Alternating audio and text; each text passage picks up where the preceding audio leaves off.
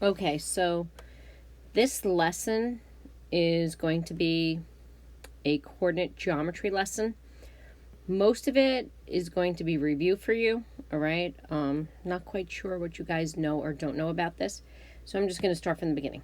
All right, let's say we're given 2 points. A is 2, 4, and B is 5, negative 2. If you already know how to get the slope, great. If not, the formula is y2 minus y1 over x2 minus x1. So I can label these however I see fit. So I get negative 2 minus 4 over 5 minus 2. Negative 6 over 3, which is negative 2. Okay, that's the slope. Now, do you know what a parallel line would have as a slope? Okay, so parallel lines, let me just write that over. I didn't like the way parallel came out. That's the symbol for parallel. I don't know what you guys know. Okay, so parallel lines have equal slopes. Okay, perpendicular lines have slopes which are opposite signed reciprocals. Okay, so what that means here is that if I had a perpendicular slope, the perpendicular slope, I would flip it to negative 1/2 and change the sign. So it would be 1/2. Okay, if I wanted the midpoint, okay, I don't know if you guys know what a midpoint is, but a midpoint is halfway between 2 points. So a midpoint is just the average of the x's and the average of the y's. So the average of the x's here would be 2 plus 5 divided by 2, which is 3.5. The average of the y's would be 2 divided by 2, okay, which is just 1. Okay, that's the midpoint. We got the slope, we got the midpoint. Okay, then there's something called the distance formula. Okay, number one, let me show you where the distance formula comes from. It's just an application of the Pythagorean theorem. So if I have the point 2, 4,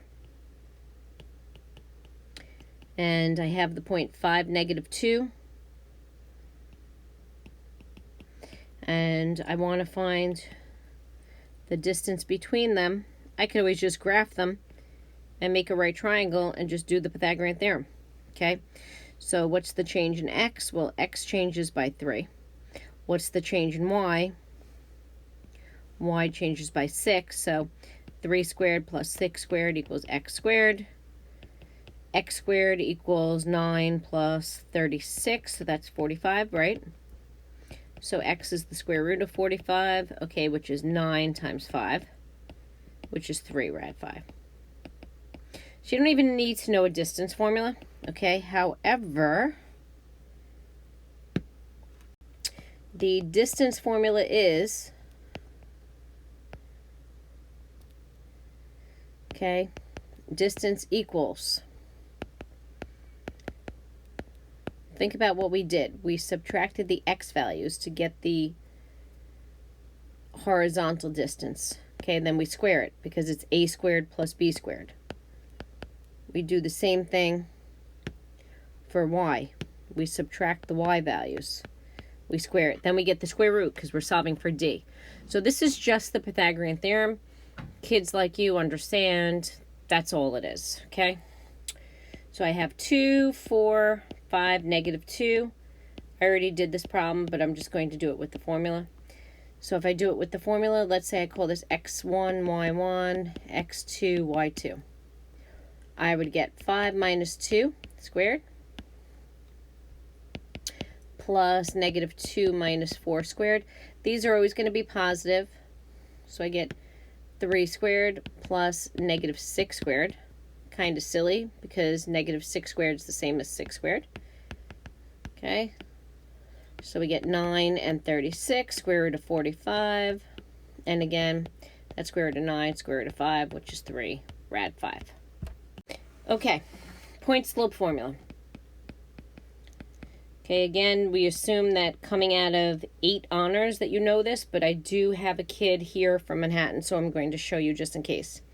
The point slope formula is y minus y1 equals m times x minus x1. Okay, what does this mean? So I have the point 2, 4, right? 5, negative 2. Okay, we already said the slope was negative 2, right?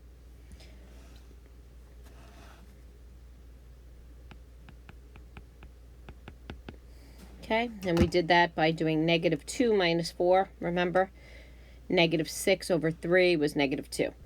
Okay, so now you can use either point, so you could either say the equation is y minus 4 is negative 2 times x minus 2, or y minus negative 2 is negative 2 times x minus 5. These are the same thing. Go get them into slope-intercept form and you'll see. Slope-intercept form, just in case there's someone in the class that doesn't know it, is y equals mx plus b. So if I distribute negative 2x plus 10, and then I bring this over to the right, minus 2, I get negative 2x plus 8. You will get the same thing if you take that problem up there and get it into slope-intercept form. Problems that, you're expected to know, all right? Or, for example, write the equation of a line that is parallel to a given line. So I want the equation of a line that is parallel to 2x plus 4y equals 13 and passes through negative 5, 8. So if it's parallel, I have the same slope. Okay, so you guys are smart enough to get y alone, okay, without babying the problem. Subtract 2x, divide by 4. I just need the slope anyway. So m is negative 1/2. So now I want an equation of a line parallel, so I get y minus 8. I'm just doing the point slope formula.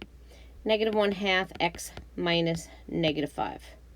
That's an equation. It's perfectly legit. All right, how about something like this? The equation of the perpendicular bisector, okay, of C, D. What would you do for something like this? So if you had to do something like this, right, you would, number one, you would get the slope. Well, the slope is 10 minus 6 over negative 3 minus 9. So 10 minus 6 is 4 over negative 12 is negative 1/3. Okay, but the perpendicular slope would be 3. And then the midpoint would be negative 3 plus 9 divided by 2. 10 plus 6 divided by 2. So that's 6 divided by 2, which is 3. 16 divided by 2, which is 8. So the final answer would be y minus 8 equals 3 times x minus 3. That's how you get an equation of a perpendicular bisector. All right, other things you need to know are, say, getting area. Okay, let's say you want to get area. I'm going to teach you the easiest way to do this. So the area of W is negative 2, 1. X is 4, 7. Y is 10, 4. Okay, Z is 6, negative 3. So the shoelace method is the easiest way. Don't know what you learned in middle school, but what I'm going to do is I'm just going to put these in order. You don't even have to graph it. You have to end up where you started. You have to go around clockwise or counterclockwise. Doesn't matter which direction. So for the shoelace method, you go diagonal, you multiply, multiply, multiply, multiply, add this. So if I add this, what do I get? Well, I can add the positives and the negatives. So I get negative 44 plus 22, which is negative 22. Okay, going the other direction. That's why they call these shoelaces. 4, 70, 60, 6. Adding these, what do I get? 130 plus 10, 140. Okay, so then what you would do is you would subtract these. 140, it doesn't matter the order because I'm going to get the absolute value, minus negative 22, absolute value divided by 2. So that is 162 divided by 2, which is 81. That would be your area. Okay, you can do it the old-fashioned. I don't know if you guys learned it in 5th grade. Normally it's taught in 6th grade, but you could graph this and break this down into composite shapes and figure it out from there if you want, okay? All right, how would you know if a triangle is isosceles, by the way? Okay, let's just make sure you know the definition. Isosceles, you have 2 congruent sides, but you could have 3, right? Equilateral, you have 3 congruent sides. Scalene, none. Okay, so little things can come up. Okay, like this. All right, so we'll continue this next class. All right, I hope this video helped. This is just an introduction to coordinate geometry. We're just going to spend a couple of days on this. We go pretty quickly through this in 9H. All right, guys, thanks.